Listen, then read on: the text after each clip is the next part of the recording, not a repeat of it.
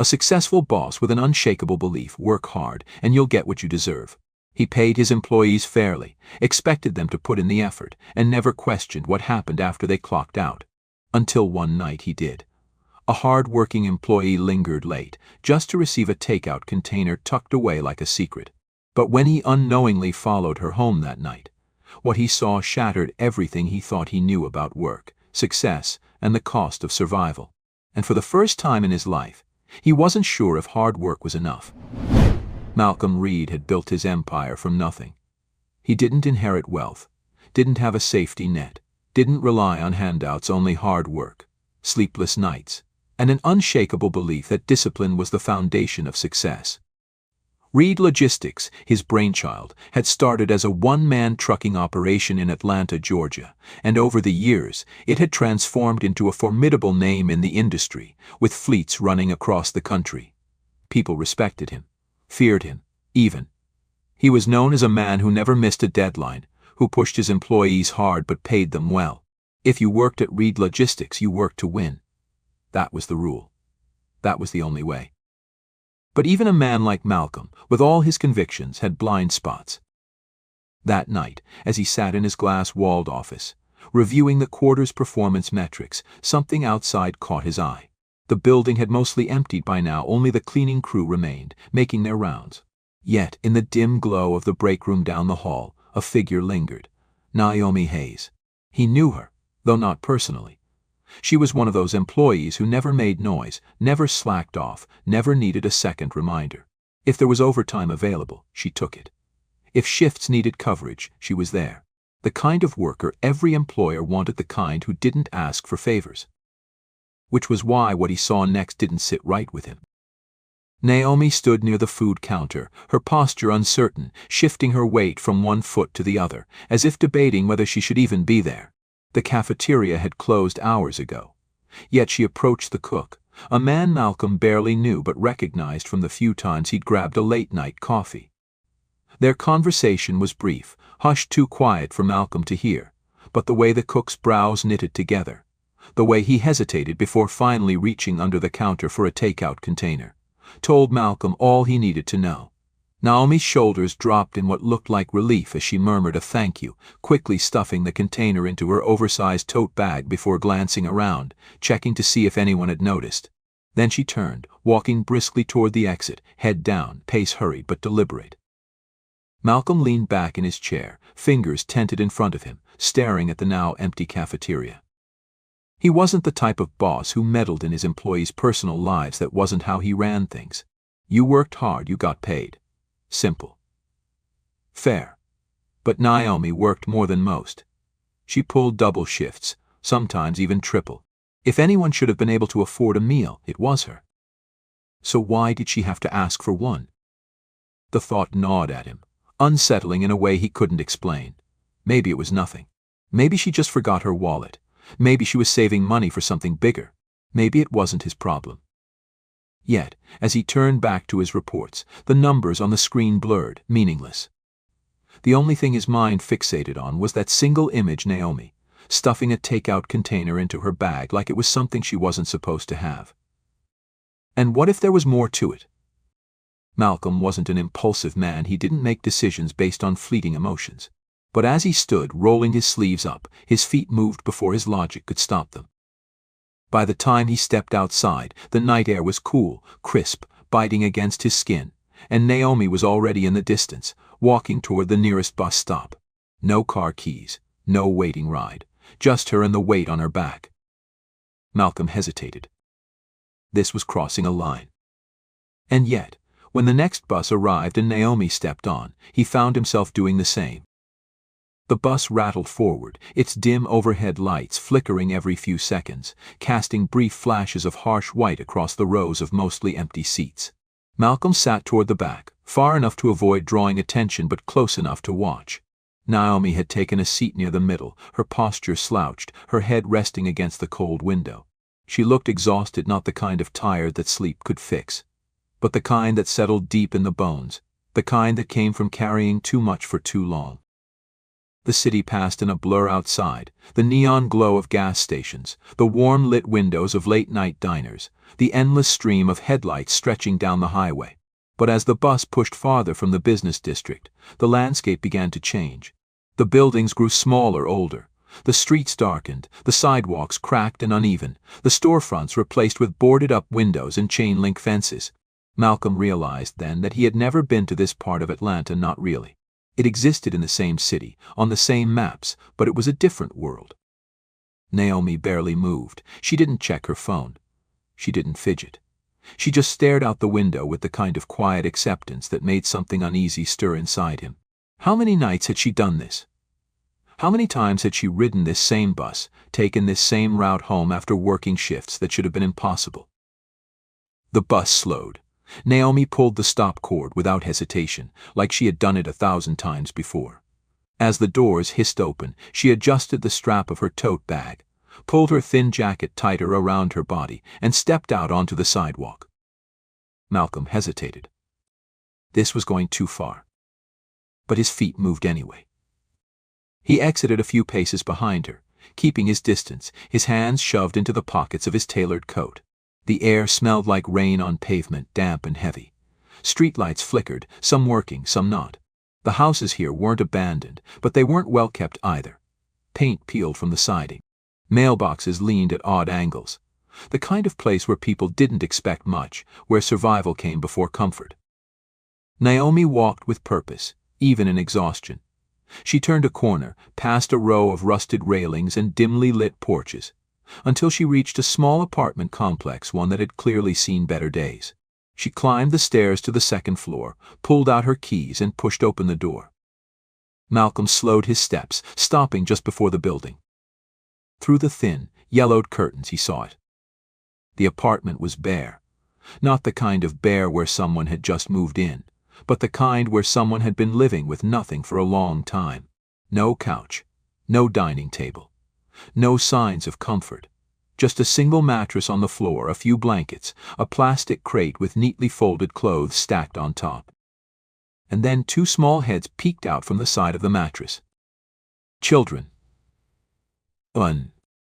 Malcolm's stomach tightened. Naomi knelt beside them, her movements slow but careful, her exhaustion pushed aside the moment she saw their faces. She set the takeout container on the floor, opening it with deliberate gentleness, like it was something fragile. The kids, a boy and a girl, no older than 5 or 6, scooted forward immediately, eyes wide, movements quick. Not the casual reach of kids grabbing a snack, but the urgent kind of hunger, the kind that came from waiting too long. She split the meal between them, making sure each got an equal share. But she didn't eat. She just watched. Malcolm stood there, the weight of the moment pressing down on him. He had spent years building a business, pushing employees to work harder, faster, longer. But had he ever really looked at them? Had he ever stopped to consider what happened after they clocked out? Naomi wasn't just working double shifts, she was surviving them. A gust of wind swept down the street, rattling a loose metal sign nearby. Malcolm took a step back, his mind racing, his chest tight. He needed to leave. This wasn't his business. He had already seen too much. But as he turned, a small voice cut through the night. "Mommy, are we going to have breakfast tomorrow?" Malcolm froze. Naomi hesitated just for a second. Then, with quiet certainty, she smoothed her daughter's curls back from her face and whispered, "Of course, baby. I'll figure it out." She smiled, but Malcolm saw it for what it was. It wasn't real. It was a shield, a fragile thing meant to comfort someone else, not herself. And just like that, something inside him shifted. Because this wasn't just an unfortunate situation. This was a broken system. And for the first time, he wasn't sure if just working hard was enough to fix it. The next morning, Malcolm sat at his desk, staring at his laptop screen, but the numbers in front of him blurred into meaningless shapes. For the first time in years, work didn't hold his focus. His mind was somewhere else, in a dimly lit apartment, on a cold floor, watching 2 hungry children eat from a takeout container their mother had to ask for. He had spent the night turning it over in his head, trying to rationalize it, trying to convince himself that he had no obligation to get involved. Naomi had a job. She worked hard. He paid his employees fairly. If she was struggling, that wasn't on him.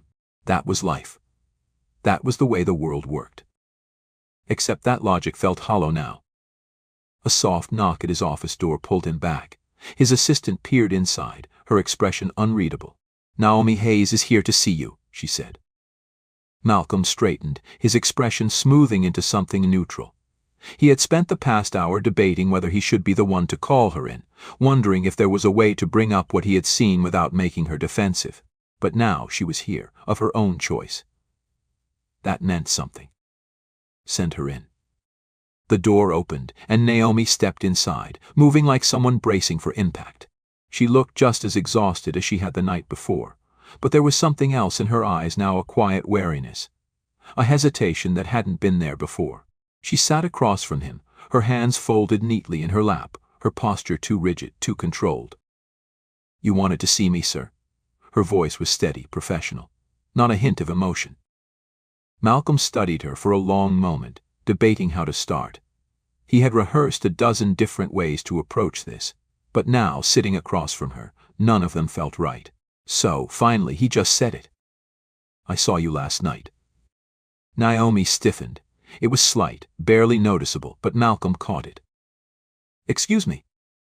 "I followed you home." The words came out even, careful, but there was no easy way to say it. Her reaction was instant, a sharp inhale, a flicker of something across her face, confusion, then anger, then something colder.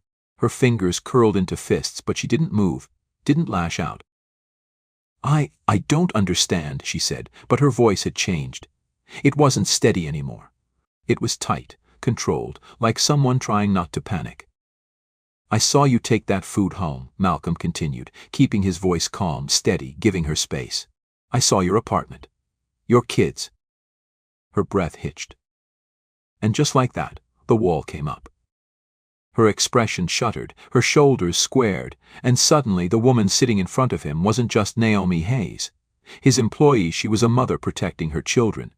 A fighter refusing to break, someone who had been through this conversation before and knew exactly how to handle it. "This isn't," she started, shaking her head, already preparing her defense. "I don't need." "I'm not here to judge you," Malcolm interrupted, leaning forward slightly. "And I'm not here to pity you either." Naomi looked at him then, really looked at him, as if trying to gauge whether or not he was lying. She was used to being dismissed, used to being told to work harder, used to people looking at her and seeing a problem instead of a person. "I'm here because I should have seen it sooner," Malcolm said. "And I want to fix it." Naomi swallowed hard, blinking rapidly like she was trying to keep herself from showing too much. "You don't have to do this," she whispered. "Yes, I do," Malcolm said firmly. Silence settled between them, thick and heavy. For the first time, she didn't have an answer. Malcolm reached into his desk drawer, pulling out a thick envelope, and slid it across the desk toward her. Naomi's eyes flicked to it, but didn't move. "This isn't charity," Malcolm said before she could protest. "This is an investment. In you. In the people who make this company run." She didn't reach for it. "I want to raise wages," he continued, "provide better hours, childcare support, emergency assistance."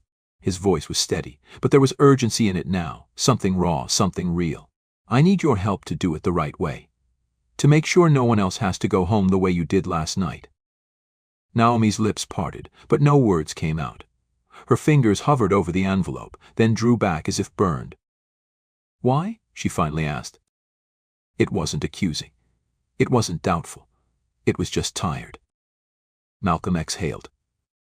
"Because I built this company," he said, "and I let people fall through the cracks. I refuse to let that happen again." Naomi stared at him for a long moment. Then, slowly, she reached forward, her fingers grazing the envelope before gripping it tightly. Tears welled in her eyes, but she blinked them back. She wasn't used to accepting help. She wasn't used to anyone even offering it. Malcolm met her gaze, his own unwavering. "You don't have to do this alone anymore." Naomi swallowed hard. Then, finally, she nodded. A moment later, she stood, shoulders squaring, as she held the envelope to her chest. And for the first time in a long time, she allowed herself to hope. Malcolm watched her walk out, something solid and unshakable settling deep in his bones. This wasn't just about fixing a company. This was about changing lives. And he was just getting started. The door clicked shut behind Naomi, leaving Malcolm alone in the silence of his office. He exhaled, slow and steady, his hands pressed flat against the desk as he stared at the space where she had just been. Something inside him felt different, something heavy, something permanent. There was no going back from this. The realization sat deep in his chest, heavier than he expected. He had spent years believing that hard work was the answer to everything. That success was a simple equation, effort in, results out. But last night had cracked that belief wide open. Naomi had done everything right. She worked more than most. She never asked for help. And still, she had to beg for a meal. That wasn't failure on her part. That was failure on his.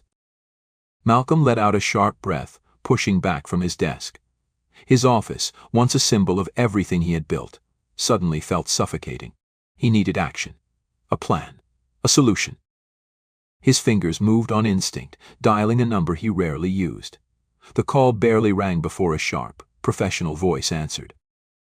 Malcolm Lisa Carter, his chief financial officer, greeted, her tone clipped.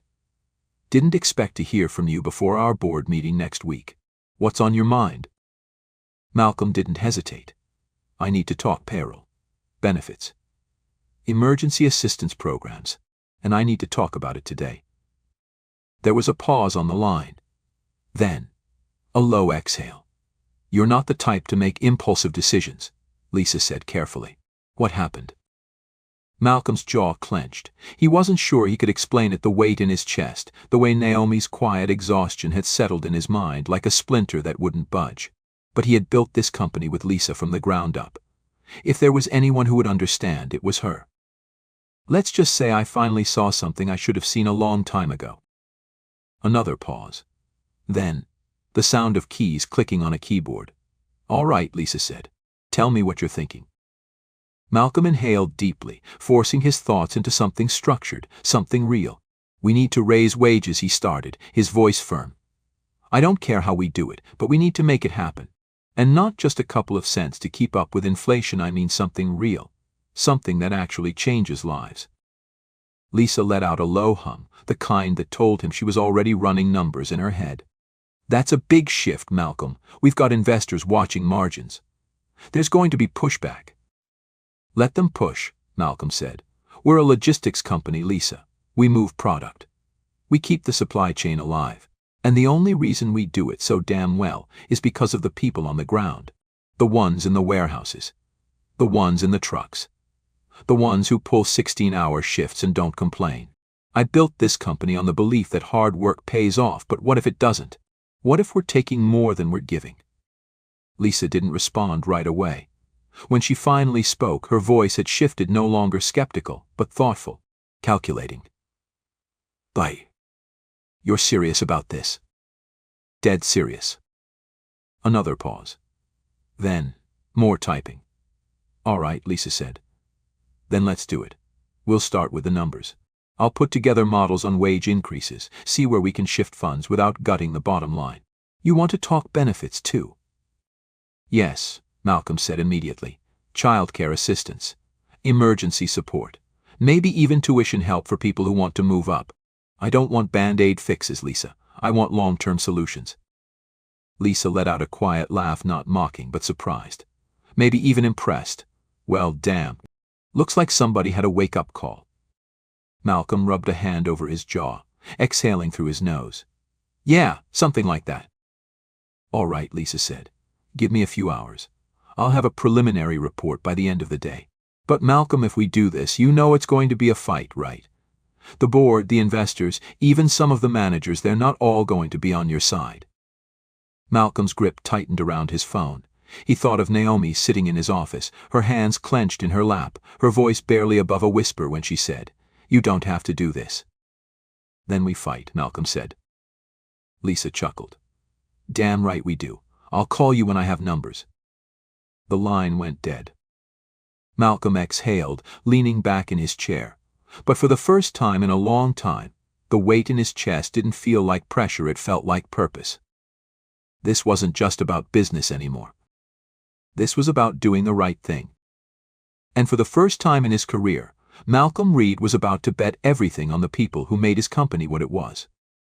The boardroom was silent, the kind of silence that felt sharp, edged with tension, thick with unspoken resistance. Malcolm sat at the head of the long glass table, his fingers steepled in front of him, eyes steady as he took in the faces around him. Men in pressed suits, women in sharp blazers, people who had spent years analyzing numbers but had never once set foot in a warehouse, never clocked in for a back-to-back shift, never had to choose between rent and food. Lisa sat beside him, her expression unreadable, but Malcolm knew her well enough to sense the calculation running behind her eyes. She had come prepared. She always did. Reports printed, spreadsheets color-coded, projections mapped out. Every possible argument against what they were about to do had already been dissected and countered. But that didn't mean the fight would be easy. Across the table, Daniel Grant, one of their longest-standing investors, cleared his throat, leaning back in his chair like a man who had already decided he didn't like what he was about to hear. "Malcolm, let me make sure I understand this correctly. You're proposing an across-the-board wage increase, more benefits, a fund for emergency assistance, and you want us to approve this. Why?" Malcolm exhaled through his nose. "Because it's the right thing to do." A beat of silence. Then, a scoff from someone on the right. "Come on, Malcolm," Daniel said, shaking his head. "We don't run a charity. We run a business. Our employees are already paid competitively for this industry. If we start handing out raises like candy, where does it end? And what do you think the shareholders are going to say when our profit margins take a hit?" Malcolm's jaw tightened. He could feel the weight of the room pressing down on him, the skepticism so thick it was almost tangible. But he had prepared for this. He had spent the past week poring over numbers, sitting in long meetings with Lisa, running through every possible rebuttal. This wasn't just emotion. This was logic. This was strategy. This was the future. "We run a logistics company," Malcolm said, his voice even but firm. "We don't make products. We don't develop new technology. We move things. And the only reason we do it better than anyone else is because of the people on the ground. The ones loading the trucks, driving through the night, pulling extra shifts just to keep this business running. They're not numbers on a spreadsheet. They're people. And right now they're being left behind." Lisa slid a report across the table. "We've run the numbers," she said. "Yes, this plan will cost us up front. But turnover rates? Those are killing us faster than any wage increase ever could. The time and money we spend constantly hiring, constantly training, it's bleeding this company dry.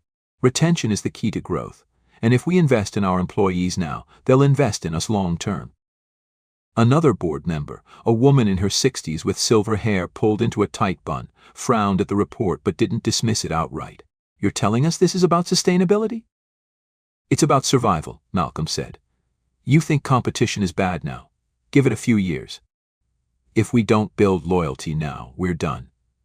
We can either be the company people want to work for, or we can be the company people leave the second a better offer comes along." The room fell into another uncomfortable silence. Malcolm could see the gears turning, could see some of them already doing the mental math, weighing risk versus reward. Some of them would never be convinced, but some were listening. Daniel folded his arms, his lips pressed into a thin line.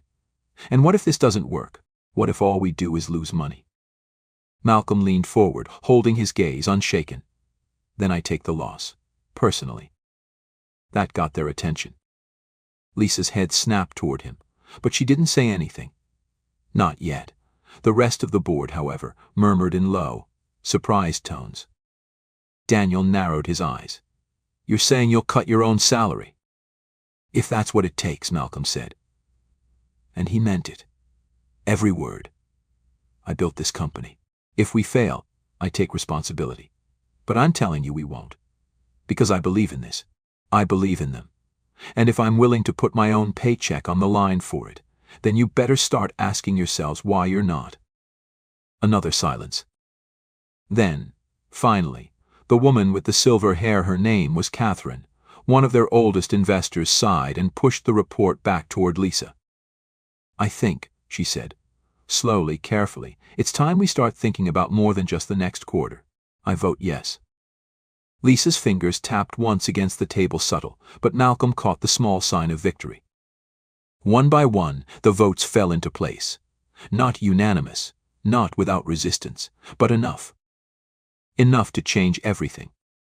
By the time the meeting ended, Malcolm stepped out of the boardroom into the hallway, the weight in his chest finally lifting. Lisa walked beside him, glancing up at him with a knowing look. "When you said you were serious," she muttered, "I didn't think you meant your own damn salary." Malcolm let out a low breath. It worked, didn't it? Lisa shook her head, but he caught the small smirk she tried to hide. "Yeah," she admitted. "It did." They stopped near the elevators, the hum of the office filling the space around them. Outside the glass walls, employees moved through their day loading shipments, answering calls, keeping the company alive in ways the board would never fully understand. Malcolm looked out over them, his jaw set, his conviction solid. It wasn't just about one woman anymore. It wasn't just about Naomi. It was about all of them. Every worker who had ever pulled a double shift, every driver who had ever missed a holiday, every person who had ever worked themselves into the ground just to scrape by. For years he had believed in hard work. He still did. But now he believed in something more. "All right," Lisa said, crossing her arms. "Now that we've got approval, who's telling the employees?" Malcolm exhaled, rolling his shoulders back. "I am." Lisa raised a brow. "You sure? This is going to be a shock." "Yeah," Malcolm said, nodding, already stepping forward, already ready for the fight ahead. "And I want them to hear it from me." Join us to share meaningful stories by hitting the like and subscribe buttons. Don't forget to turn on the notification bell to start your day with profound lessons and heartfelt empathy.